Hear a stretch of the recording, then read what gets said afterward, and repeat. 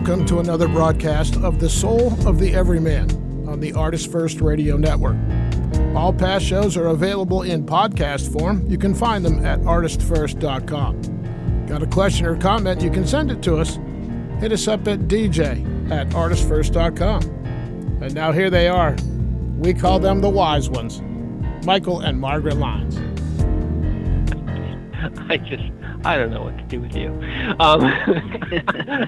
Welcome to the Soul of the Everyman, and I am Michael Lyons. And I'm Margaret. And we are the wise ones, I guess. We just can't get away from it. So, you know what? We're just going to own it. Oh, well, wisdom comes from a much more divine source than us. Well, interestingly, we were talking about what we were going to talk about tonight before we get on the air, which we do about 30 seconds before we actually start. And one of the quotes that we didn't talk about was the fact that wisdom, that the result of true wisdom is the result of suffering, in essence, or at least of pain that you kind of work your way through to get to the wisdom part. And but we're not talking about wisdom or pain tonight. We're talking about compassion. Mm-hmm.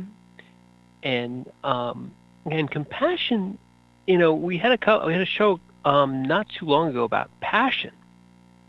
And passion has many different aspects to it.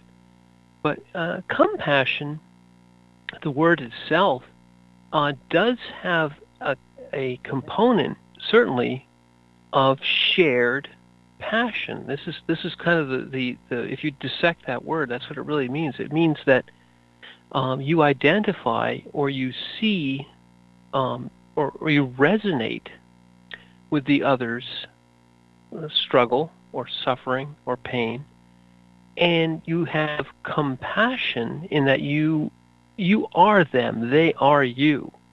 To have this true ability to identify with the sufferer, not that you are suffering at that moment, but part of you resonates and can then therefore relate and can genuinely soothe or become a source of strength or a source of you can get through this because it isn't just empty words, because I got through it. When you have compassion, you also have a genuine. Your words have truth behind them, because you can say it isn't just, wow, that's really bad, I feel bad for you. It's, wow, I've been there. I've been you. I know what you're going through, or I went through something so similar, and I know how bleak and how difficult the circumstances see, and how much you want to give up. I think that when you are in a situation where you are faced with suffering or loss, pain, where your heart is being torn, it's a state where you cannot put it into words. Words become inadequate at that point, because you realize that it doesn't touch the depth of your soul in that moment. So when you meet someone who understands what it's like to have a piece of your heart ripped, you can stand there with them. And you always recognize when someone has gone through pain or loss, hurt, in any way, shape, or form. The heart sends out this openness, as well as the understanding that this is pain beyond words. This is an experience that words seem to belittle. Mm. You know, suddenly you're shrinking down this 360 experience into a two-dimensional paragraph on paper. And when you have someone with you in that moment, two of you really, you hold space for each other. For that person, you are allowing them a space to experience what this means. Pain, the loss, the emptiness. You allow space for the experience without turning away. And you're with them in that. Because you hold space for them. Yeah, well, exactly. I don't want to go too fast past what you said. It's a beautiful thing to say that words belittle the experience. Mm-hmm. Words trivialize the experience, and sympathy. And one of the things we were talking about here is the difference between compassion and sympathy. Sympathy is all about words. You know, oh, that's so terrible. Oh, I feel so bad for you. Oh, and the reason that sympathy doesn't touch the depths that compassion does is because of the words. It's the words of sympathy, regardless of how well intentioned they are, they actually distance you. They are a way of pushing the suffering back and saying, well, I've done my part. I got them a Hallmark card. It was a really nice one. You know, it not only trivializes the suffering, it actually isolates the sufferer and says to them, you know, get back to me when you're feeling better, you know, because right now, obviously, we don't want to talk to you because you're in a bad way. You know, it pushes you away, and compassion opens the arms and just, you know, it surrounds and joins you in your current suffering state. The heart of compassion opens and envelops and feels without words, without any words. You know what, when and in this I'll just say it, I see Margaret do this all the time. She goes up to perfect strangers, and in 3 seconds later she's hugging them like she's known them for their whole lives, and they are weeping.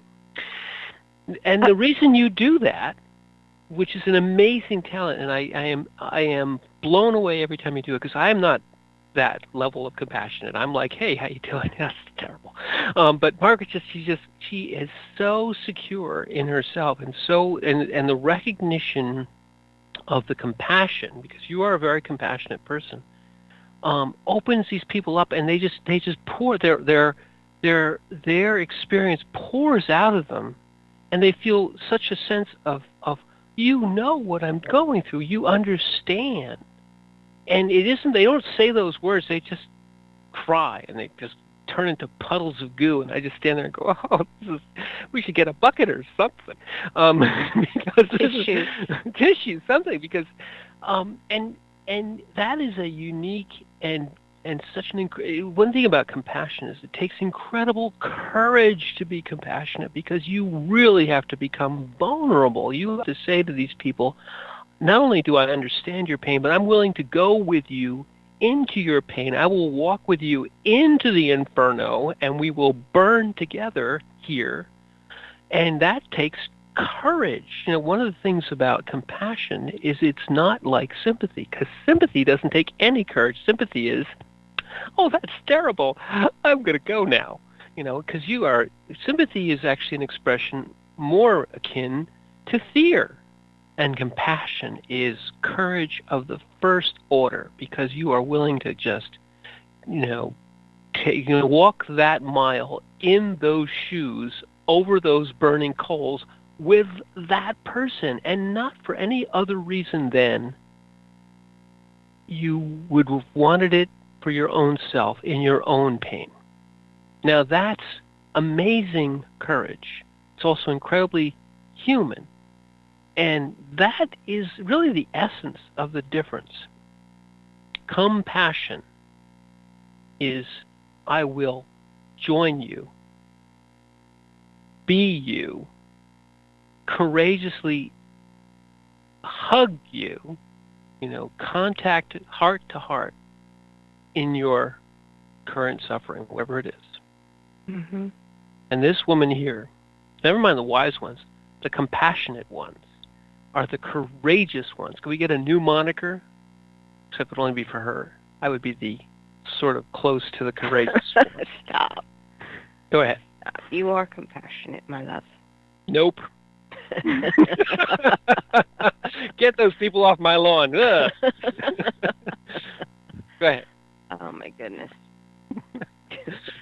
Well, when we were speaking about passion in one of the previous shows, it has to do with living and the fact that your soul, this is what your soul lives, thrives, is this the reason to be, is the passion of life.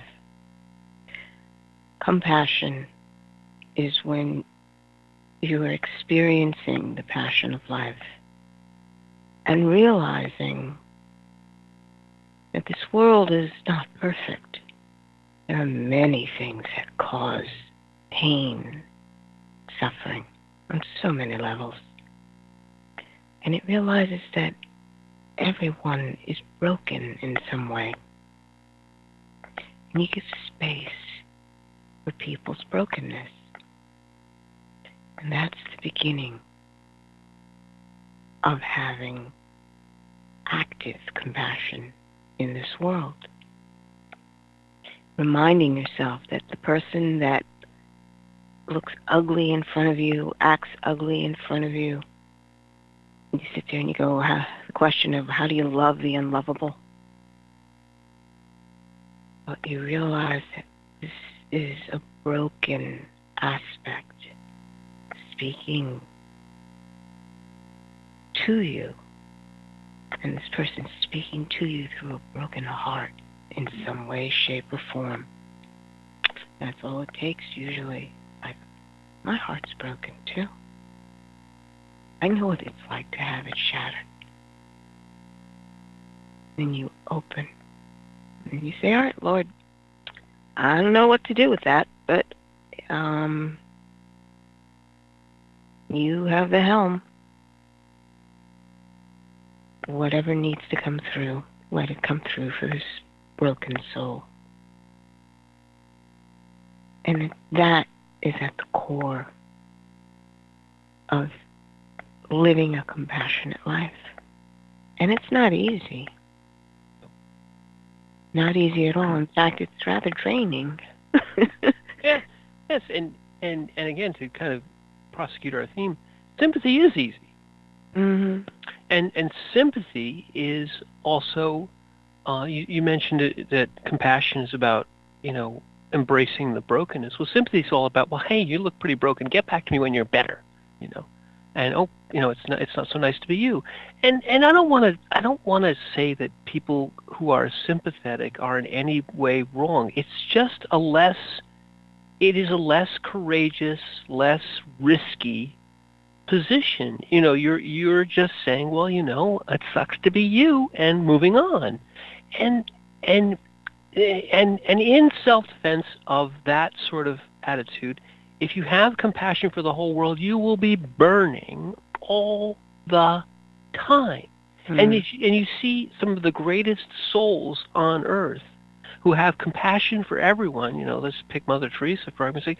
That you burn your life. The outer form shows that your heart is always burning because you are, in such a level of compassion for every soul that comes in front of you, that your own being is immolated.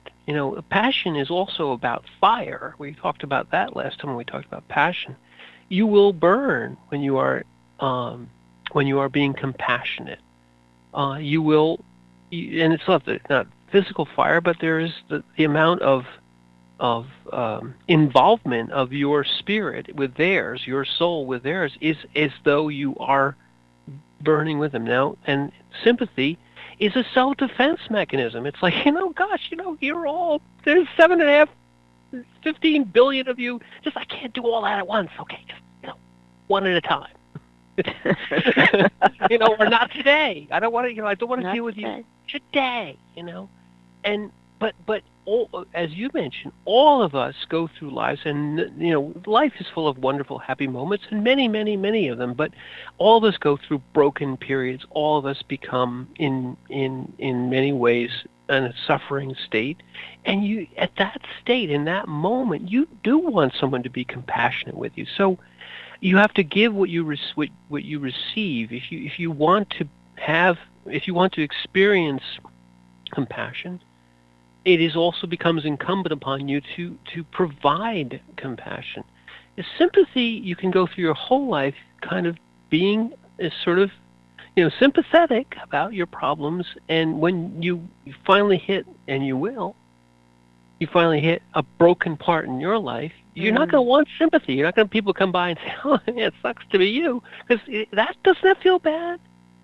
And it occurred to me when you were speaking, is that children at a level when they start to have this sort of age of reason, or a little bit before, they're full of compassion. When one heart is hurting, the other one just gives them a big hug, and there's this big, there's this true flow at their level, at the level of child suffering. My cookie fell on the floor and it broke. Oh, I mean, you can understand, because you are the person who lost the cookie.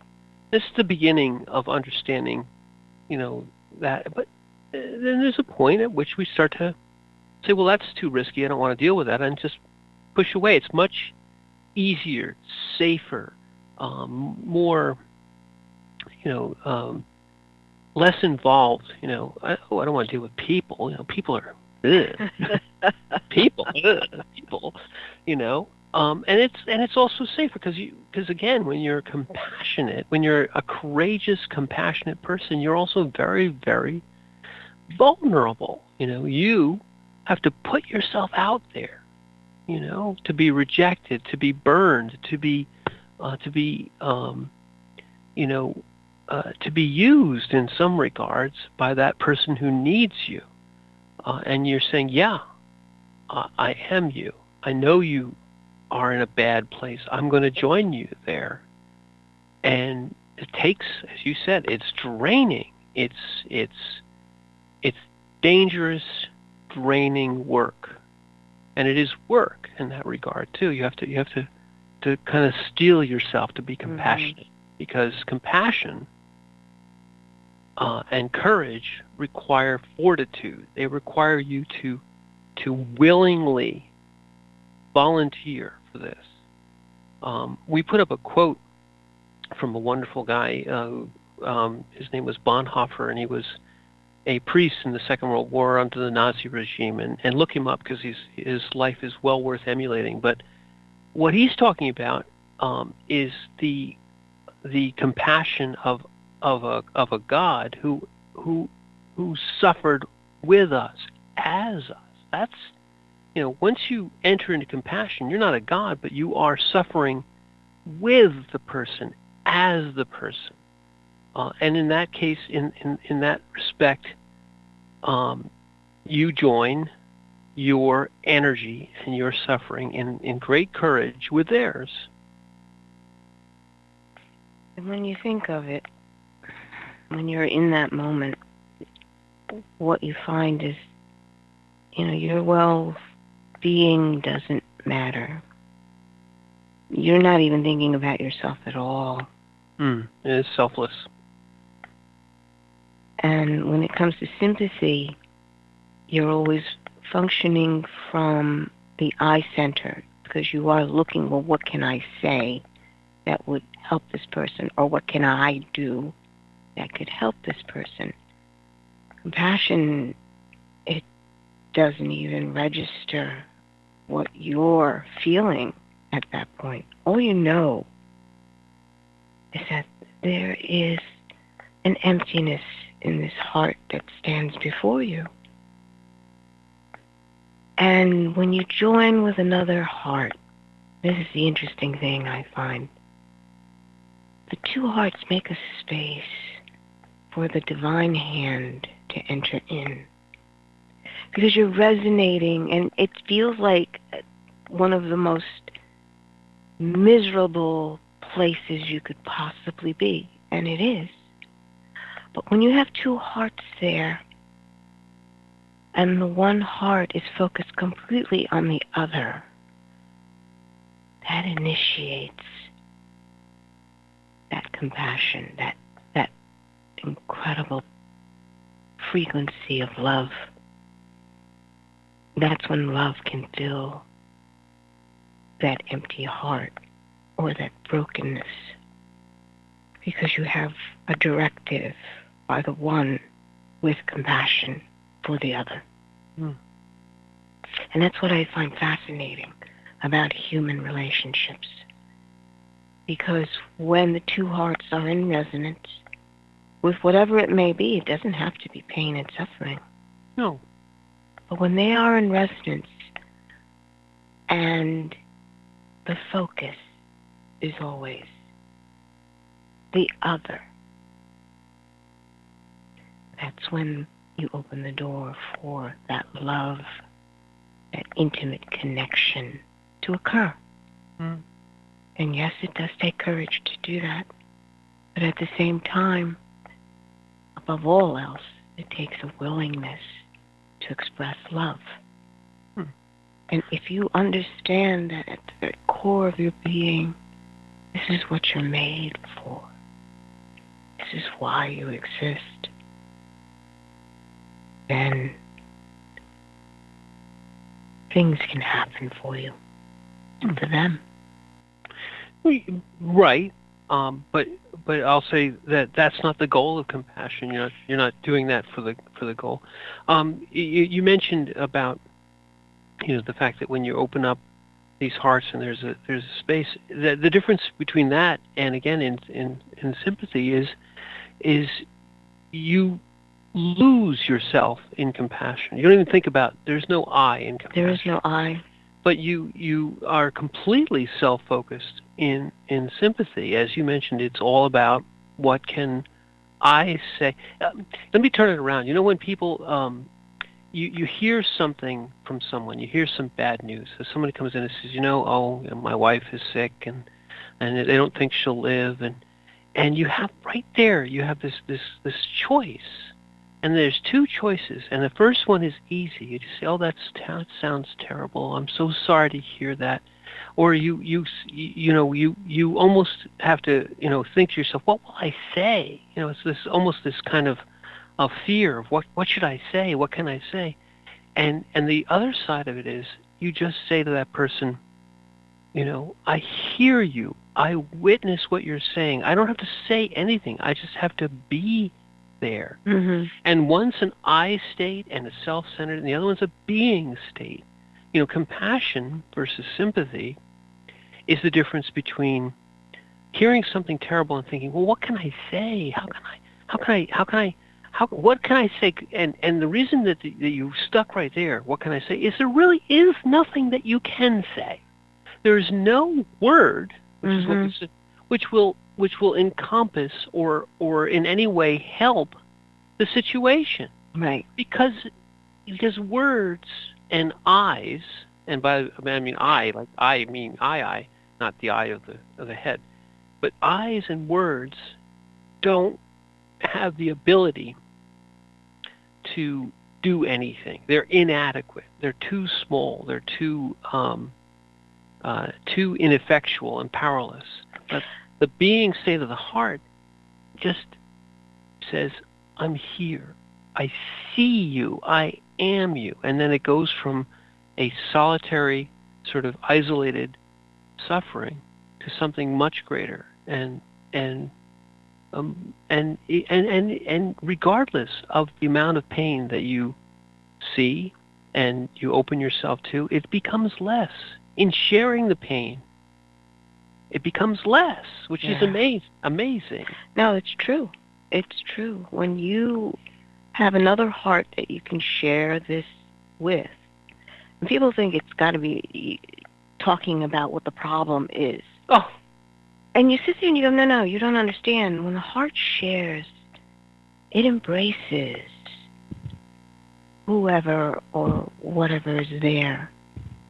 You don't have to say a word, and it eases the burden of the the one that is suffering in that moment. And it's truly amazing. It has nothing to do with talking. well, and I think we should talk some more about that, because that's exactly the difference. When people want to, instead of hear you, they want to tell you. That's also compassion versus sympathy. Compassion, there are no words. You just are there. And you listen if they want to speak, but you're listening with the ears of the heart, with the resonance of the heart. And sympathy, or that let's talk about what we can do, and tell me all about it, and then I'll tell you what and then sympathy is always, oh yeah, my dog died too. It's always about me. It's like you hear something horrible and you say, oh yeah, yeah, that last week something like that happened to this guy. I'll tell you all about it. Yeah, it transfers a person's experience, because when they're suffering, they're in a being state. Yes, but you're forced. Yes. Into a being state. Hmm. And talking about it is trying to transfer it into that controllable verbal state. Yeah. But in order to do that, you have to put up, I call it walls almost, or blockages, so you can funnel this into this talking mode. And that's not what this heart needs right now. Talk is cheap. Talk is cheap. It costs you nothing to flap your lips and give a few well-worn phrases that you've heard somewhere. But to stand there and look at the person and say, how are you? And let them fill the space with how they're feeling. That is the beginning of compassion. And then say nothing like, oh, have you tried this? Do you want to do that? No. My uncle's brother's cousin did this. No. You're holding space for the other. You don't fill it with your own words. Right. You must hold space for the other. Let them fill it, so that as they speak, all the stress and the turmoil and perhaps some of the pain can be put into the space that you hold. Yes. And it helps their heart, because the pressure valve has been released. Yes. And again, to put a finer point on it, when you have sympathy, you in essence actually do two things. You refuse to accept any part of their pain, and you actually add to it in some regard, because in essence what you're really saying is, don't tell me about it, listen to me. Take my words and my experience and let me talk about me.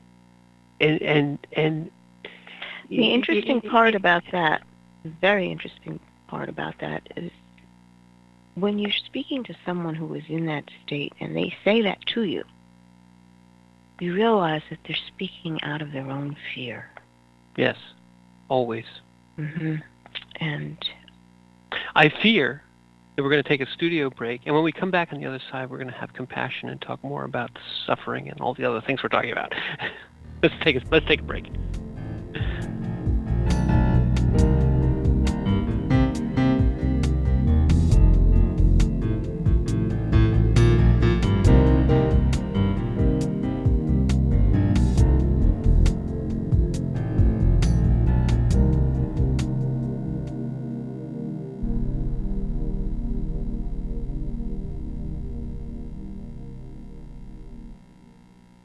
Rick Riordan fans, love mythology with plenty of action and humor? Destroyer's Blood is for you. The new fantasy novel by award-winning author Michael Lynes is book 1 of the adventures of Dev Kalian, the Blood series. Follow Dev and his magic sword Betrayer as they are suddenly attacked and forced to return to Olympus to fight in a war they want no part in. The world of men and gods is about to be destroyed by Zeus's ancient foe, and only Dev and Trey can stop him. The conflict never stops, and the amazing twist will have you on the edge of your seat. Act now while the ebook is on sale for only 99 cents. Destroyer's Blood is available on Amazon.com, Barnes & Noble, iTunes, Kobo, and fine e-tailers everywhere. And while you're there, get the free prequel, It's in the Blood, available for a limited time.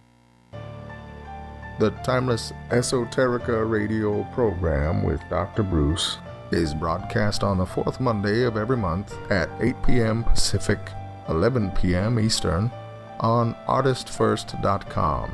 We explore topics including the paranormal, alien life, mysteries, conspiracies, hidden history, oddities, and much more. Each show will feature a special guest with exciting and thought-provoking discussion. Always keep an open mind, an open heart, live forever, and remember Dr. Bruce believes in you.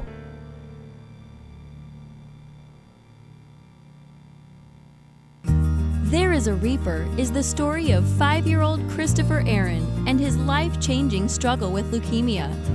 Winner of both the Indie Bragg Medallion as well as the reader's favorite silver medal for memoir, There is a Reaper has more than 100 Amazon book reviews and a 5-star rating. It has been described as life-changing, spiritual, a must-read. Just released on Audible and iTunes, this memoir is also available in paperback and on Amazon Kindle for only 99 cents. Get your copy of this life-changing memoir today. Hi, this is Minette Lauren, author of Race for the Sun. Do you believe in guardian angels? Check out book 1 of my Soul Watcher series. It can be found on Amazon.com or anywhere fine books are sold. Go to www.minettelauren.com and you are listening to the Artist First Radio Network. The Fat Man Gets Out of Bed is the latest book from Michael Lynes, the award-winning author of There is a Reaper.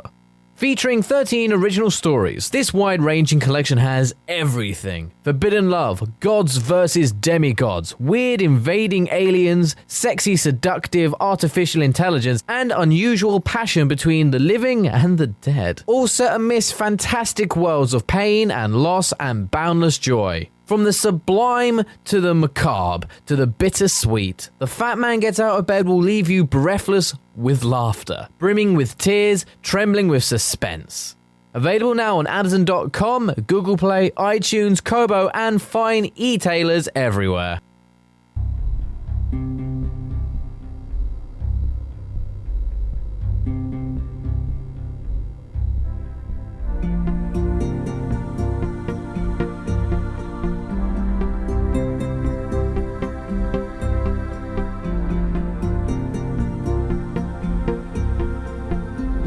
Thank you for joining us on The Soul of the Everyman on the Artist First Radio Network. Let's get back to your hosts, Margaret and Michael Lynes. Thank you, Z-Man. Yes, you are back to The Soul of the Everyman. This is our second half hour. Yes.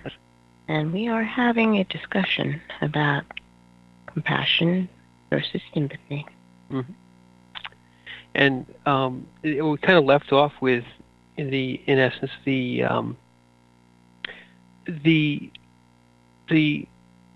kind of safety and almost inhumanity of sympathy. And I we can't. Sympathy is good when you know you're out of your depth.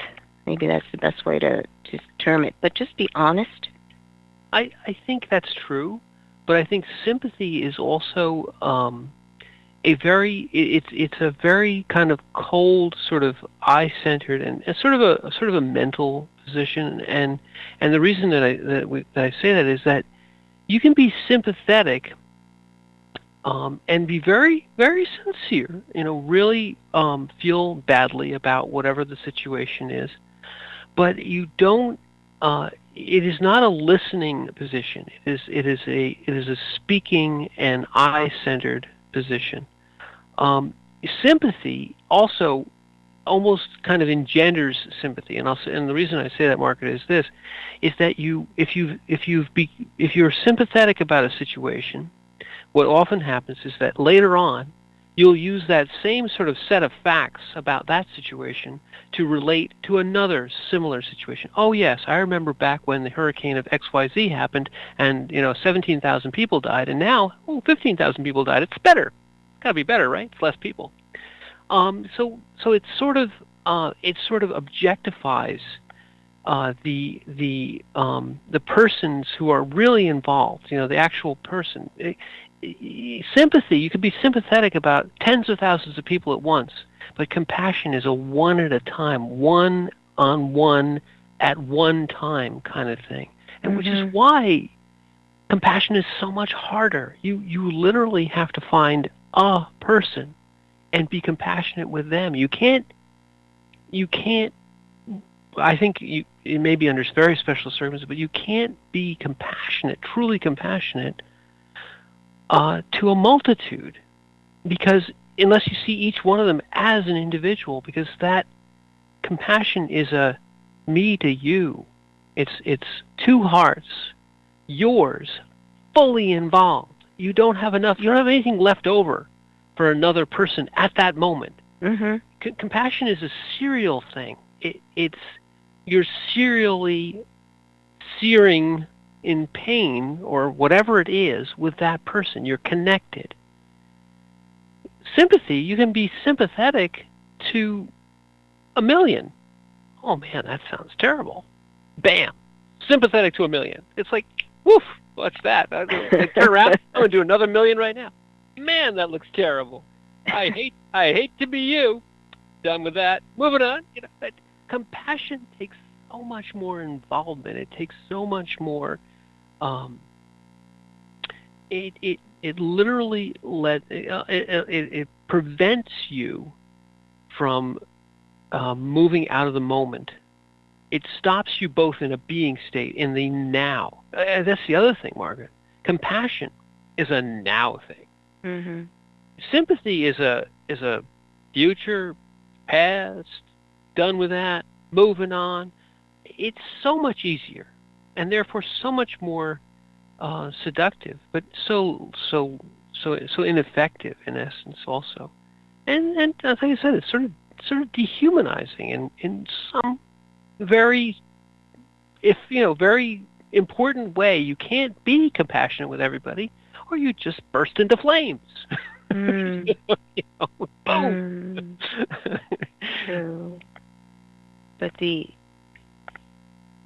relationship of being in a compassionate expression is very intimate. There are just no words. Intimacy doesn't even come close to the level that your heart meets another heart. Really, you go to the core of a person's soul and you acknowledge that soul. And you can't get more intimate than that. And that is the real reason why I feel people do not take a step in that direction. Because things...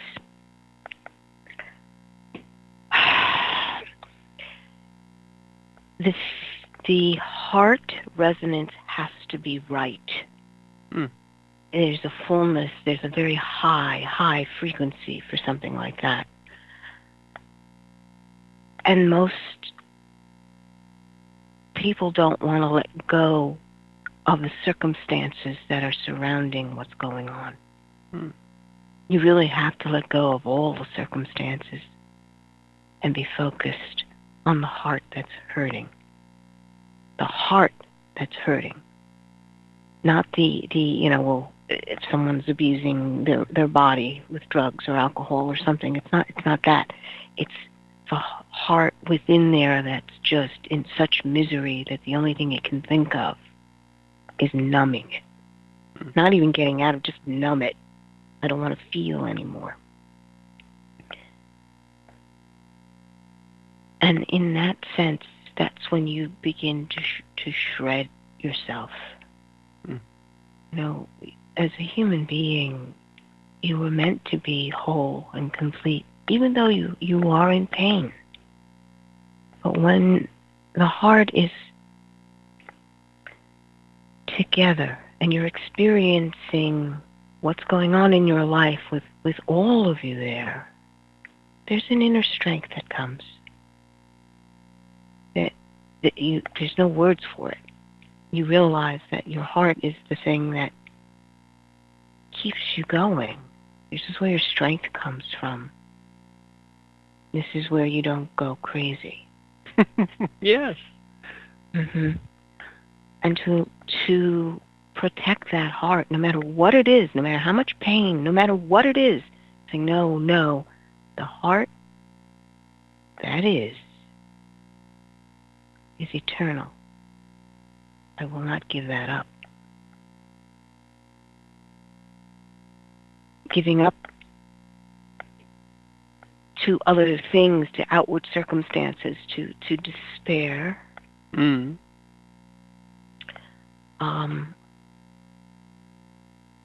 It's almost a way of not feeling what the heart is feeling. You know, you'd rather do anything else except feel what the heart is feeling. Well, yeah, I mean, yes. I wanted to go back a little bit to what you were saying before. You know, that compassion state is not a state of judgment either. Correct. And when there's actually two sides of courage for compassion, because the other thing that people do, and this is very ingrained in us, is we don't want to show people that we're suffering. So when you provide the opening of compassion, the person who is suffering feels safe enough, because you're not sitting there and saying, you know, sucks to be you, and I'm judging you less or greater or whatever it is, because those are barriers. You open all that up and say, I don't care who you are. I'm open to hear, to be. And then that gives them the opportunity to confess or to open and say, yeah, because you've given me this space of complete, just open to whatever your experience is, I'm here, just here. They feel safe enough to give out. Because other than before that, if somebody's giving you the sympathy, you're giving them, I'm okay, I'm fine, don't bother. I don't want to. I know I can't give you my pain because you don't want it. And we're very quick. We understand when people don't want to hear about our pain. When somebody comes in and says, how you doing? And you know, they don't want to know how you're doing. You say, I'm okay. But somebody comes in and they're there, and you know, your heart knows it's a real, how are you? Because I know that you're hurting. I can see already the same words are used, but the energy is completely different. Right. Oh, so how you doing? Fine. How are you? I'm really hurting now, because the second response is coming because the first words, the actual words, the words don't matter in that. That's just the framing of a here I am. I'm here. And now I feel safe to tell you I need, because needing help is as vulnerable a position as offering help, truly opening yourself to be compassionate. But then you also have to be very vulnerable to say, yeah, I am broken right now. None of us wants to say that either. So the two sides of this, the I don't want to hear about it, I'm not going to tell you, is the sympathy side. It's like, my words may say whatever they want to say, but I don't want to hear about it, and I'm like, I'm not going to tell you. We're done. And you go and say, I want to hear about it, and I have to say, I'll tell you. So that pause before I'll tell you is, can I trust you? And true compassion says, you can trust me, because I'm not here to judge you. I'm here to be you, to be here for you. It's not, again, I say it. It's not about you. No. So when you're in that space, you don't even go, I am here for you. It's just here. And you hold space. Right. And the question, how are you? Right. I mean, when you do this, when she does this to people and they turn into puddles of goo, that's all she says. So she goes up to them and says, how are you? And they just melt. They just it's like blah. It's like blah. Because you have that ability to reach, to portray the safety and the true compassion. And this is not, don't write letters to Scott and all. Men are less compassionate naturally. I think that men are oftentimes put up the barriers, and women are more compassionate naturally. Now you find uncompassionate women and very compassionate men because we're all human beings. It has to do more with conditioning than actual gender. But the ability to be compassionate is an incredibly strong position. It looks weak, but it's incredibly strong. And the ability to to easily say to somebody, so how are you, and not mean it at all, looks strong, but it's incredibly weak because it's so, it's so distancing. It's like, don't come close to me. I'm just socially saying, so how are you? I don't want to know. I'm literally saying to you, I don't want to know. Well, I think this was something we had mentioned before the break. But the person that is in the suffering mode or the broken mode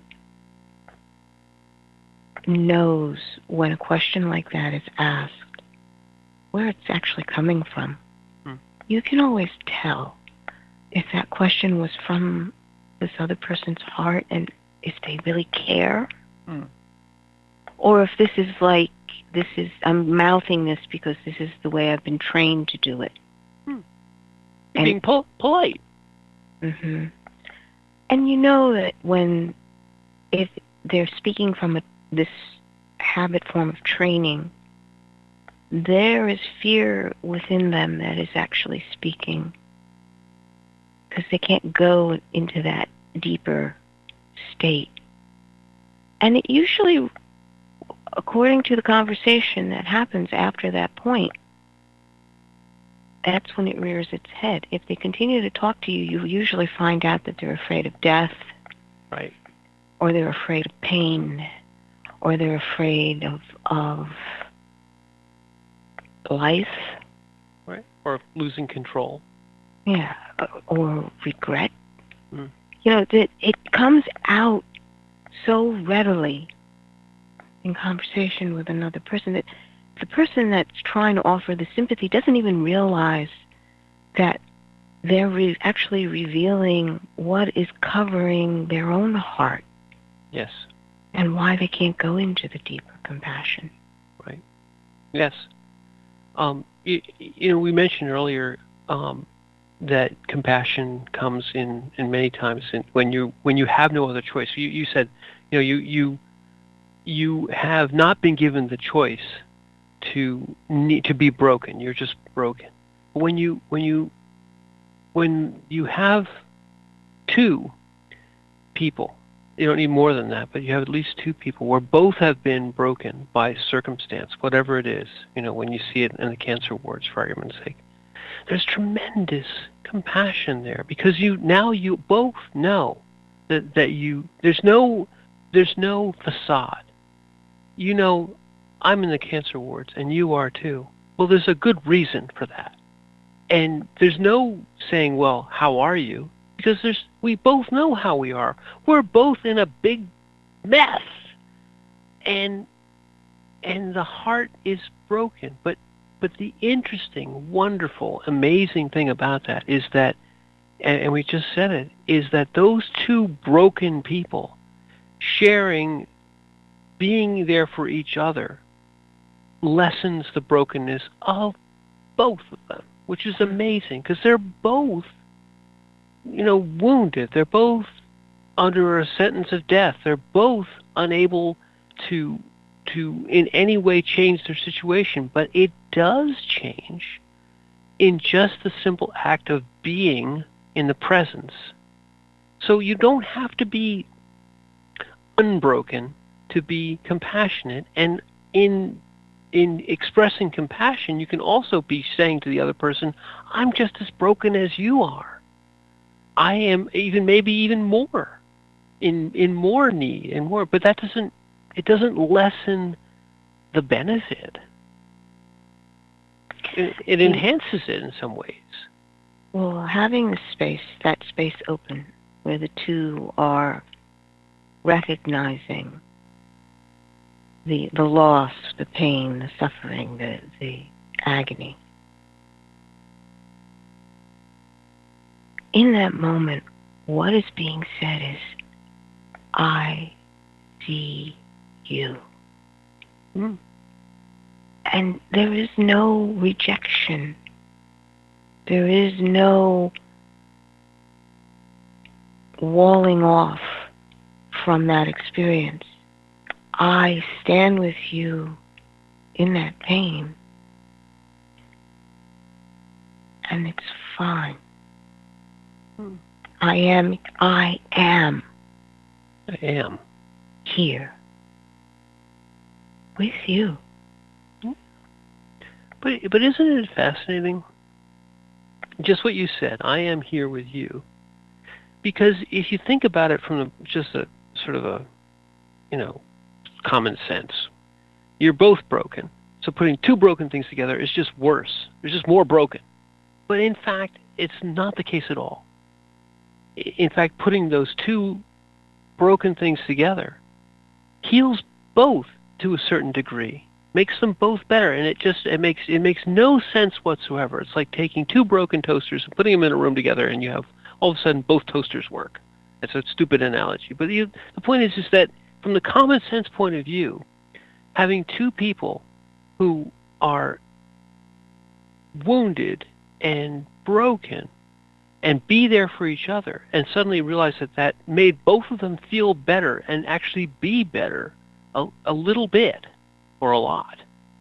It's an amazing thing. So where's that energy, where's that betterness coming from? There's something greater about that. It's like the two halves are greater than the sum of the parts. It comes to the core of who you are as a human being.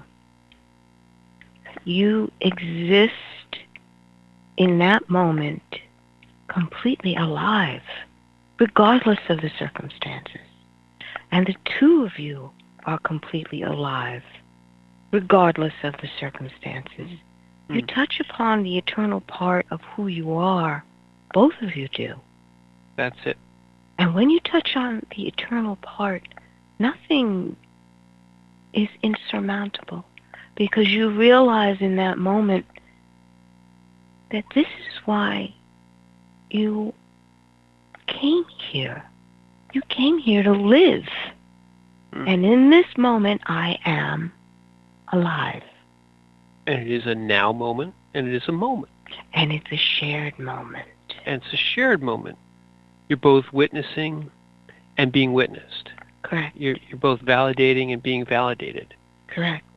And you're both in the now, not in the regret of the past or the worry of the future. No, that doesn't matter anymore, because if you can think of it in terms of you're here in this life, this lifetime, in space and time and the circumstances, but you're here to live. That spark of the divine is burning inside of you. And now you've met another who's burning at the same intensity as you. And when the two work together and communicate, the illumination is amazing. There's no words. This is when you touch God. Yes, and it's something you do, and you both benefit from, as well as it moves its way through that community, it should move its way throughout all the world without being lessened, because the moment of now and the eternal is not drained by experiencing it. It's enhanced. When the two of you are together in that moment, earning in that moment, living in that moment passionately, you touch God. You touch the eternal, absolutely. But that's when the resonance happens, and that's when you are renewed. Your soul becomes renewed in that point. And I would also say that you realize that the circumstances which are causing the pain, and there are circumstances always, are not meaningless, but they are not significant. They don't matter to the you that is eternal. Because the only reason they matter is you say, well, I don't want this, and it's all those I-centered, I don't this and I don't that, and why can't I do this and why can't I? That all goes away, and it's just you are there. This is where we are now. Tomorrow will be a different now. Each day will be different. Will they be better or worse? Don't put those worse and better words on it. They'll just be.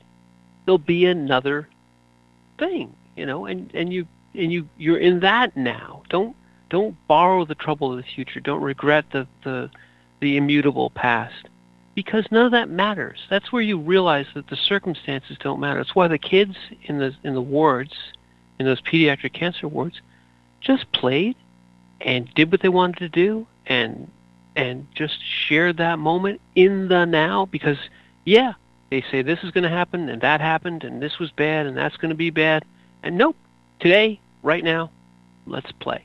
Let's do. Let's live. And if you just realize that every now moment is a moment to just live, and every compassionate moment shared is just a moment to be together with another, broken or not, wow. You don't have to be imprisoned by circumstance. Nor do you need to make a grand gesture. No. And I believe we have reached the end of our hour. It's a grand gesture that we're going to just end it right here. That's right. Well, I'm Michael Lyons, and this has been The Soul of the Everyman. And I'm Margaret. And thank you for listening.